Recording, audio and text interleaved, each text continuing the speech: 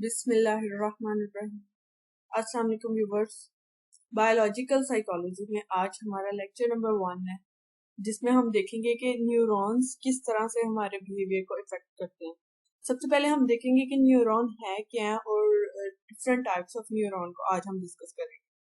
So what is neuron? Our brain consist of enormous number of separate sales.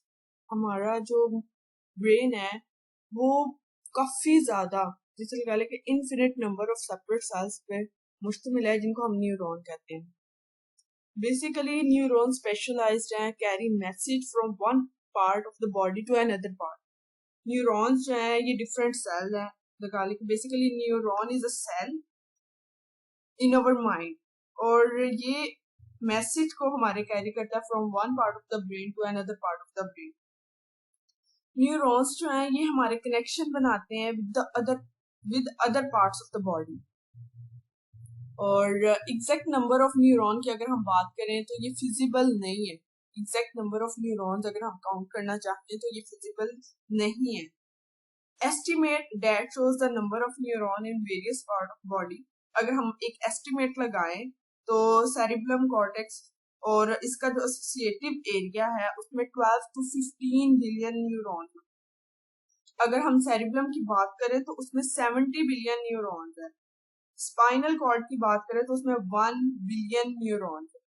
और अगर हम overall एक human brain में neurons की बात करें तो there are about 100 billion neuron in our body. तो बेसिकली न्यूरॉन एक सेल है जो कि कनेक्शन बिल्ड करता है ब्रेन का with other parts of the body.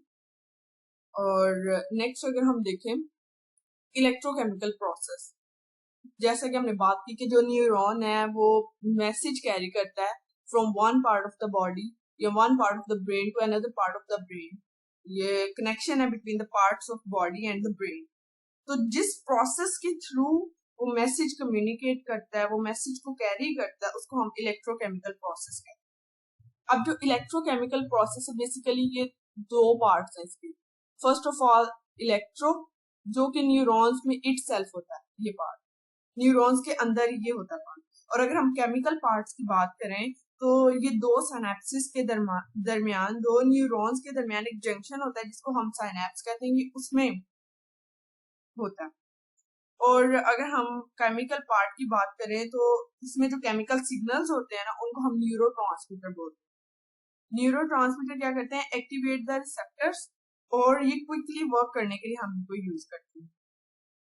Electro जो होता है बेसिकली ये इतना पार्ट ये न्यूरॉन में इट सेल्फ होता है। और अगर हम केमिकल की बात करें तो ये दो न्यूरॉन्स के दरमियान एक जंक्शन होता है जिसको हम सिनैप्स बोलते हैं, उसके दरमियान होता है। तो जो मैसेज कैरी होता है जिस प्रोसेस के थ्रू एक न्यूरॉन से दूसरे, एक पार्ट ऑफ बॉडी से दूसरे पार्ट ऑफ बॉडी के, तो उस प्रोसेस को हम कहते हैं इलेक्ट्रोकेमिकल प्रोसेस। नेक्स्ट हम बात करते हैं टाइप्स ऑफ न्यूरॉन। अगर हम न्यूरॉन्स को डायरेक्शन के लिहाज से देखें, सेंड इंफॉर्मेशन के लिहाज से देखें, तो इसमें 3 टाइप्स हैं neuron: sensory neurons, motor neurons और इंटर न्यूरॉन्स। अगर हम सेंसरी न्यूरॉन्स की बात करें तो सेंसरी न्यूरॉन्स इंफॉर्मेशन सेंड करते हैं सेंसरी रिसेप्टर्स को। अब हमारे सेंसरी रिसेप्टर्स लाइक आईज को, नोज को, ईयर्स को, स्किन को towards the central nervous system. अब जो हमारे नर्वस सिस्टम है उसके भी मतलब डिफरेंट पार्ट्स हैं, आगे फर्दर क्लासिफिकेशन है। तो जो सेंसरी न्यूरॉन्स है ये इंफॉर्मेशन सेंड करते हैं सेंसरी रिसेप्टर्स की toward central nervous system. Motor neurons की बात करें तो ये इंफॉर्मेशन सेंड करते हैं away from the central nervous system, और ये इंफॉर्मेशन सेंड करते हैं मसल्स और ग्लैंड्स को। अगर हम सेंसरी न्यूरॉन्स की बात करें तो ये इंफॉर्मेशन सेंड करते हैं towards the central nervous system, जबकि अगर मोटर न्यूरॉन्स की बात करें तो ये away from the central nervous system information send करते हैं।